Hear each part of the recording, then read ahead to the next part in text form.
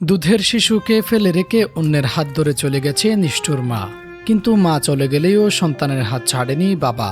নিজের বুকের ভেতর আগলে রেখে একাই লড়েছেন জীবনযুদ্ধে। ছোট্ট এই শিশুটির নাম মিরাজ। এখনও ঠিক করে কথা বলতে পারে না, কিন্তু তার জীবনের গল্প শুনলে বড় বড় মানুষের বুক কেঁপে উঠবে। একটা সময় ছিল ছোট্ট একটা সংসার, সুখের সংসার। অটো চালিয়ে কষ্ট করে হলেও সংসার চালাতেন বাবা বিল্লাল হোসেন। ভালোবাসা ছিল, স্বপ্ন ছিল, আশা ছিল।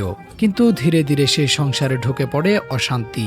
স্ত্রীর আচরণ বদলাতে শুরু করে। রাতের পর রাত মোবাইলে কথা, অজুহাত, লুকোচুরি। ভালোবাসার উপর ভরসা করে স্ত্রীর চাওয়া পূরণ করতে ২৭,৫০০ টাকা দিয়ে মোবাইল কিনে দেন তিনি। কিন্তু সেই মোবাইলই হয়ে যায় সংসার ভাঙার আসল কারণ। একদিন হঠাৎ বাড়ি ফিরে দেখেন ঘর ফাঁকা, না আছে স্ত্রী, না আছে সন্তান। সেই মুহূর্তটা কেমন ছিল, যারা অনুভব করেছেন শুধু তারাই জানেন। চারদিকে খোঁজ, মানুষের কাছে হাত পাতা, ফেসবুকে পোস্ট, অবশেষে ১৮ থেকে ২০ দিন পর খোঁজ মেলে।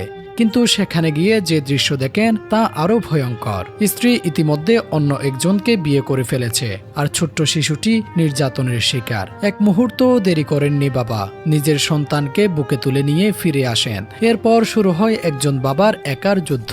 একদিকে অটো চালানো, অন্যদিকে শিশুকে সামলানো। বাড়িতে দেখার মতো কেউ নেই, তাই বাধ্য হয়ে ছোট্ট মিরাজকে নিয়ে রাস্তায় নামেন তিনি। ভাবতে পারেন, এক হাতে স্টিয়ারিং আর এক হাতে সন্তান। কখনো বুকে চাপ দিয়ে ধরে রাখে, কখনো কোলে বসিয়ে যাত্রী ওঠানামা করান। এ দৃশ্য একবার যে দেখেছে সে কখনো ভুলতে পারেনি। অনেক যাত্রী অবাক হয়ে জিজ্ঞেস করে, বাচ্চার মা কোথায়? তিনি শুধু একটাই উত্তর দেন, মারা গেছে। কারণ সত্যটা বলার মতো শক্তি আর নেই।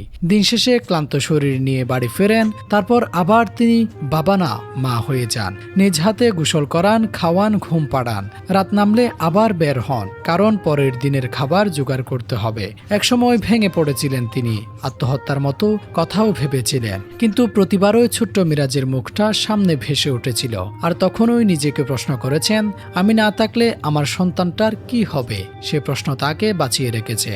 আজ প্রায় কয়েক মাস ধরে মা ছাড়া বড় হচ্ছে মিরাজ, কিন্তু তার জীবনে মায়ের অভাব বুঝতে দেননি তার বাবা।